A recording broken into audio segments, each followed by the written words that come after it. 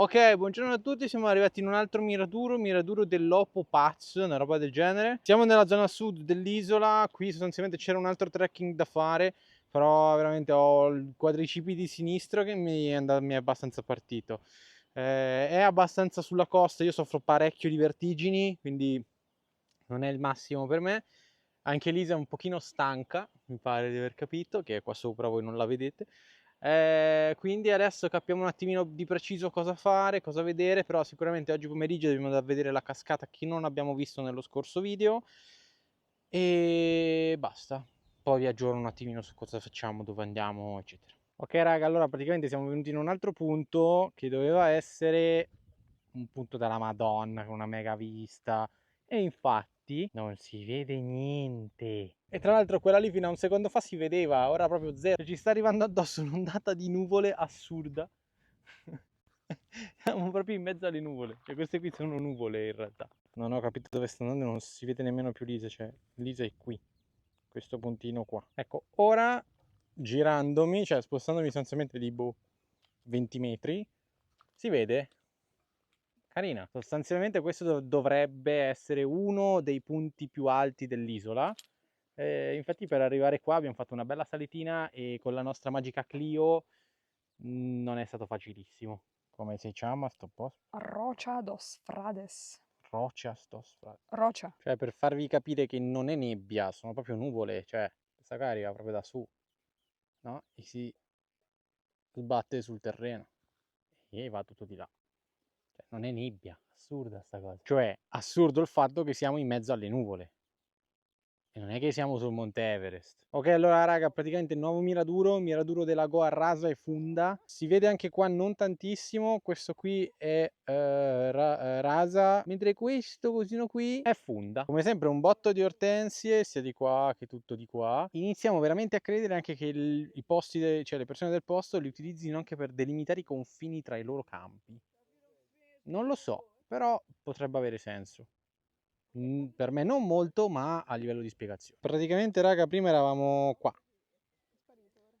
Si intravede qua tra le nuvole, questo pezzettino qui. Abbiamo fatto tutto questo pezzo qui di strada.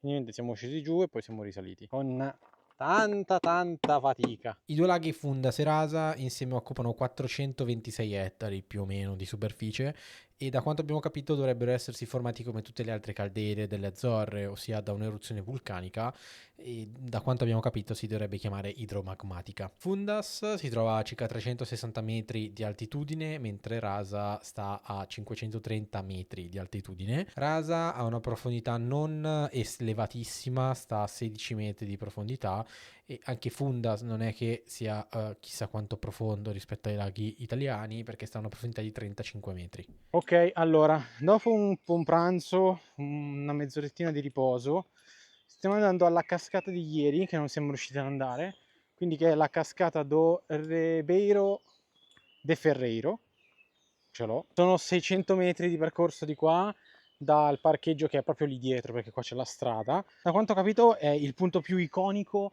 di tutta quest'isola, si tratta di un 4 cascatine, mi sembra, che vanno a fermare un laghetto, intanto qua sto cadendo, che vanno a formare un laghetto dove la gente sta lì, si riposa, mira un po' il panorama. Ok raga, ha ricominciato a fare caldo in questo tragitto, ma veramente tanto, infatti sto grondando. Siamo arrivati, veramente molto figo.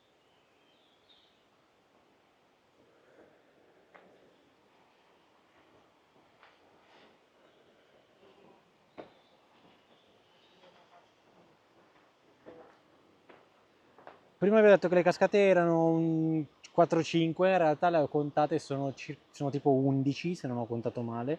Si tratta di una cascate alte 150 metri e vanno a finire tutte quante in un laghetto che si chiama Poco da Ribeira do Ferreiro, immagino proprio anche dal nome come il nome delle cascate, e sia io che Lisa abbiamo pensato che siano acque ferrose perché a salire c'era un ruscello in cui proprio le foglie diventavano marroni, ipotizziamo per il deposito di ferro su queste foglie.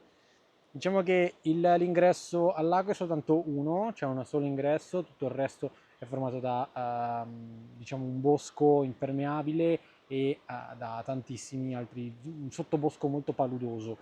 Da quanto ho capito ci sono diverse tipologie di uccelli, insetti e anche rane. Ok raga, allora abbiamo lasciato quella cascata e laghetto e ci siamo diretti verso un'altra cascata. È là dietro, ma qui non ho capito bene di preciso cosa sia successo, però diventa abbastanza difficile da sorpassare. Infatti anche qua, tornando giù, sono sgolato, sono sporcato abbastanza, ho anche distrutto un po' il cappello, un po' sporco di terra, sono caduto più o meno qua.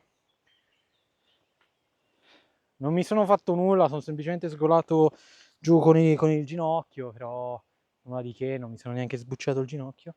E niente, ora provo a inquadrarla un pochino col drone, vedere se fin là ci arriva, ma penso proprio di sì. E infatti ce l'abbiamo fatta raga, praticamente siamo alla cascata di Ribeira Grande con la sua altezza di 180 metri, ha il record come cascata più alta di tutta l'isola di Flores.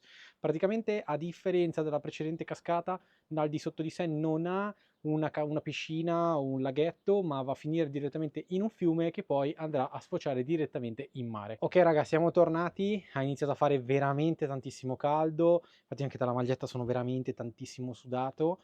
Con questo abbiamo concluso la nostra permanenza a Flores perché domani andiamo all'isola di Fayad. Ok, con questo è finito il video. Se vi è piaciuto il video mettetevi like e iscrivetevi anche al canale. Ovviamente lasciatemi un commento anche per farmi sapere cosa vi è piaciuto di questa isola di Flores.